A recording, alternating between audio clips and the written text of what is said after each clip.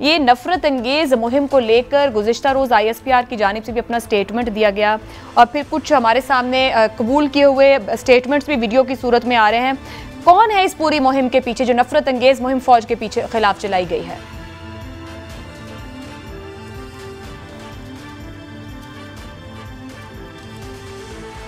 चला कि ये जो सारी के सारी ये जो ट्वीट्स हैं ये कहां से आ रही हैं? मरियम नवाज की टीम के हेलीकॉप्टर हादसे पर ट्वीट्स आपने ये देखा, पूरी वो टीम, यानी एक बच्चा जिसके 50 फॉलोअर्स हैं, उस 50 फॉलोअर्स वाले बच्चे को कौन रीट्वीट कर रहा है? यानी जो इन्होंने 3 ट्वीट्स शेयर किए हैं हमारे DG ISPR ने, वो 3 ऐसी ट्वीट्स हैं जिसके 2 फॉलोअर्स हैं, 50 फॉलोअर्स हैं, 150 फॉलोअर्स हैं। उनको रीट्वीट करते हैं अंसार अब्बासी साहब, या उनको रीट्वीट करते हैं सलीम साफी साहब, या उनको रीट्वीट करते हैं उमर चीमा साहब। यानी ये सारे प्रोपेगेंडा को स्प्रेड कौन करे? दूसरी तरफ जिस दिन DG ISP कोर कमांडर के तौर पे जनरल आसिफ गफूर की अपॉइंटमेंट होती है, उसके बाद जो एक ट्वीट्स का सिलसिला स्टार्ट होता है, हमारे पास स्क्रीनशॉट्स हैं, वो सारे या तो मरियम नवाज उनको फॉलो करी हैं ट्विटर अकाउंट्स को, या इनका PMLN का ऑफिशियल मीडिया उन सारे को, और वो मैं आपको अभी स्क्रीनशॉट्स भिजवा भी सकती हूं। मेरे तो यहां 2-3 सवाल हैं।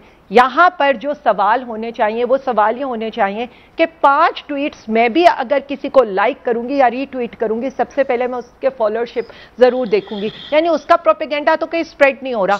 बेसिकली उस प्रोपेगेंडा को जिसने स्प्रेड किया है पहले तो उनसे पूछना चाहिए। तीसरा प्रोपेगेंडा, और जिन्होंने यहां पर आकर कहा है, मेरा उनसे एक सवाल है। 19 लाख फॉलोअर्स हैं DG ISPR के अकाउंट,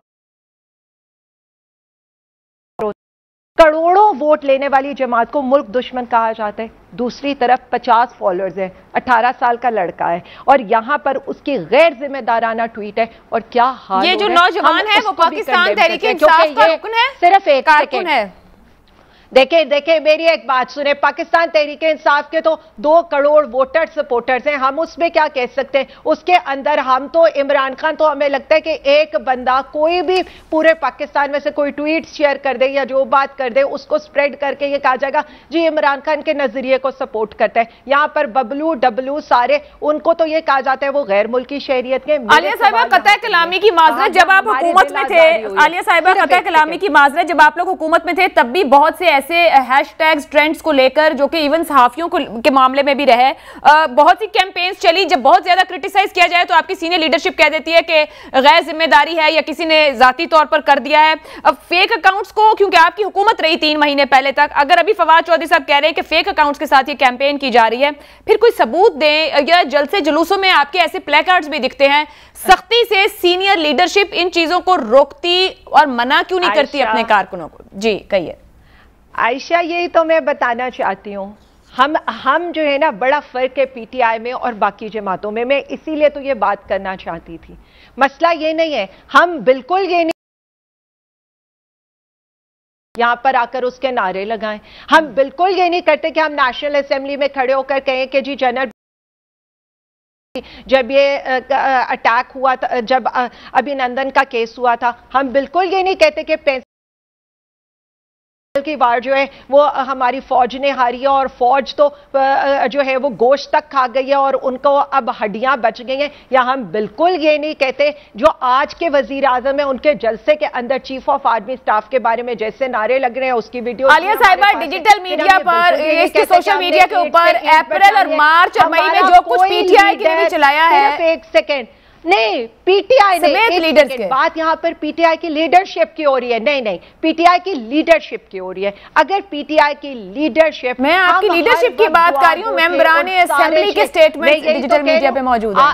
मैं यही तो आयशा बता रही हूं कि आप बता दे, कहा हमने डॉन लीक्स की हो, कहा हमने मेमोगेट स्कैंडल किया हो। मैं यही तो पूछना चाहती हूं, हमने कौन सा ऐसा काम किया? मैं अभी ठीक है, मैं अभी उसकी बात कर रही हूं। उनसे पूछे, वो आज के वजीर आजम है और हमारी दिल आजारी तब होती है जब इन्हीं लोगों को जो इस तरह की बातें करते थे आज इन्हीं को सलूट किया जाता है। तो हमारी क्या पूरी कौम की दिल आजारी हो रही है? हम तो शोहदा के लिए भी दुआ गो है, हमारी تو آن بان شان ہے فوجی جو اپنی جانوں کا نذرانہ پیش کرتے ہیں. ٹھیک ہے, پوائنٹ آ گیا. D G I S P R کی جانب سے جو کل گفتگو کی گئی اس میں یہی کہا گیا کہ کلیکٹیولی ایسے ایلیمنٹس کو جو یہ ہیٹ سپریڈ کر رہے ہیں یہ ڈیجیٹل میڈیا کے اوپر, اور وہ بھی ایک ایسے وقت میں جب بڑا سینسٹیو ٹائم ہے قوم کے لیے, وہ لوگ جو ہیلپ کرنے کو نکل رہے تھے ان کی شہادتیں ہوئی, اس پہ کرٹیسزم رد کرنے کی ضرورت ہے.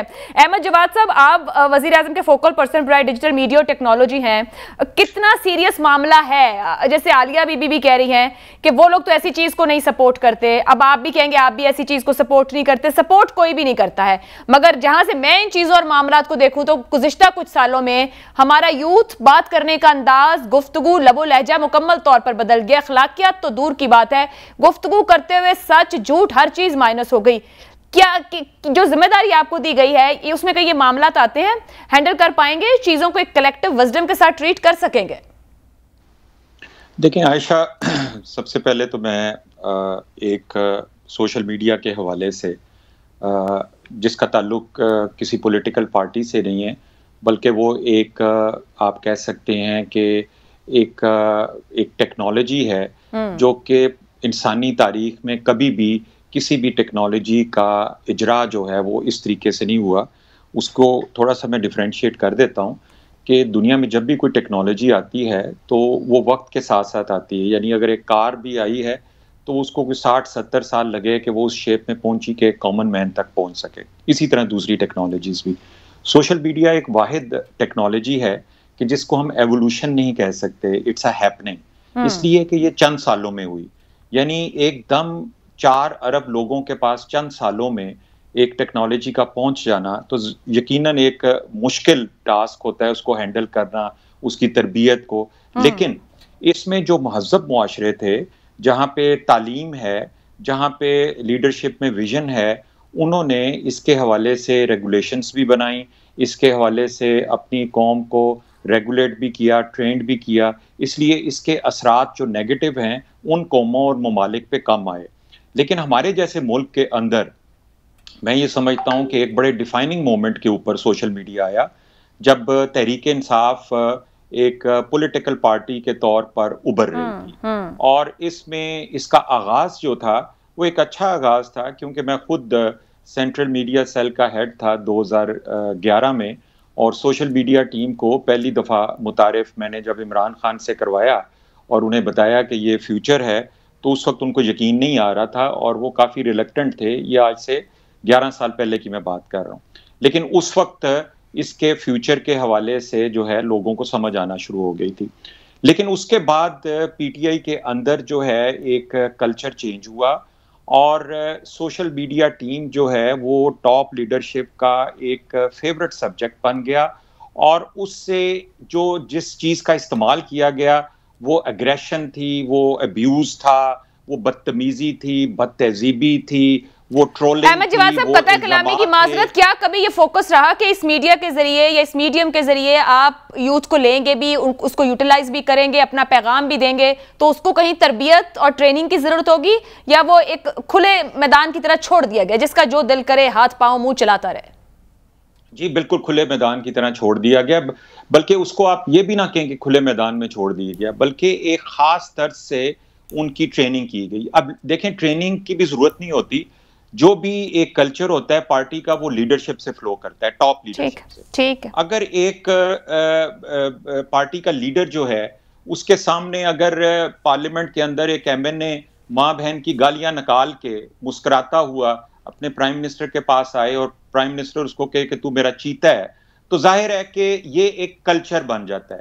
یعنی ہر وہ شخص پی ٹی آئی کے اندر, میں آپ کو بتا دیتا ہوں, ہر وہ خاتون, ہر وہ مرد جو کہ ٹاک شوز میں جا کے اگریشن دے, جو سوشل میڈیا کے اوپر اگریشن دے, بدتمیزی کرے, اس کے نمبر اسی حساب سے بڑھتے ہیں. سر یہ تو میں عالیہ بی بی سے پوچھوں گی, آپ تو گورنمنٹ کو ریپریزنٹ کر رہے ہیں, صرف مجھے یہ کہیے گا کہ کتنی سنجیدگی سے اس معاملے کو ہینڈل کرنے, کیونکہ اب اداروں کی طرف سے بھی اس طرح کی بات آنا کہ معاملات کنٹرول سے باہر ہیں, خود سیاسی جماعتیں کمپلینٹ کرتی ہیں, میڈیا کے لوگ کمپلینٹ کرتے ہیں, کتنی سنجیدگی سے, صرف مختصراً کہیے گا, مجھے پھر پولیٹیکل ایشوز کی طرف جانا ہے.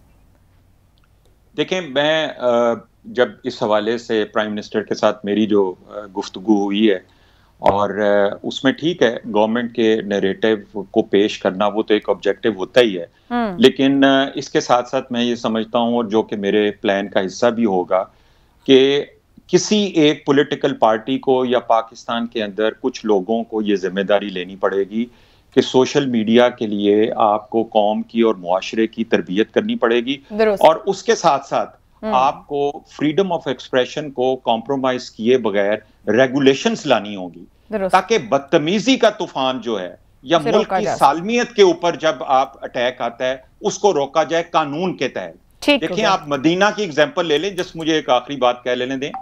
مدینہ کے اندر جو تحریک انصاف نے اپنی جو کلچر ہے، انہوں نے تو اس متبرک سیکرٹ پلیس کو بھی نہیں چھوڑا، اور اس کے اوپر ان کی لیڈرشپ بھی شادیانے مچا رہی تھی کہ دیکھیں وہاں پہ کیسا ان لوگوں کے ساتھ ہوا، بڑے خوش ہو رہے تھے۔